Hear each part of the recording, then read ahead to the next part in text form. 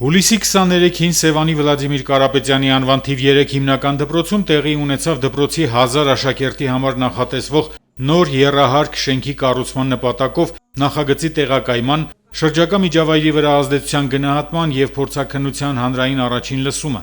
Հանրային լսումը նախաձեռնվել էր Եռանկյունի Project սահմանափակ պատասխանատվությամբ ընկերության կողմից, համաձայն շրջակա միջավայրի վրա ազդեցության գնահատման եւ փորձաքննության մասին ՀՕ 150-ն եւ Հայաստանի Հանրապետության կառավարության 2023 թվականի դեկտեմբերի 28-ի հանրային ծանուցման եւ քննարկումների իրականացման կարգը սահմանելու մասին համար 2343-ն որոշման։ Մեզ համար շատ կարևոր իրադարձություն է, այսպես ասենք,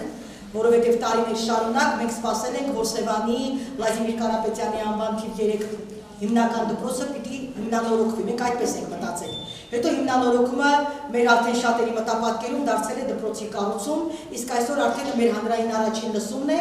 Գեղարքունիքի մարզի Սևանի Վլադիմիր Կարապետյանի անվան թիվ 3 հիմնական դպրոց բուհակի շենքում կազմակերպվել է դպրոցի նախագծի տեղակայման նախագծի, շրջակա միջավայրի վրա ազդեցության գնահատման եւ փորձաքննության հանրային առաջին լսումը։ Սևանի երրորդ դպրոցը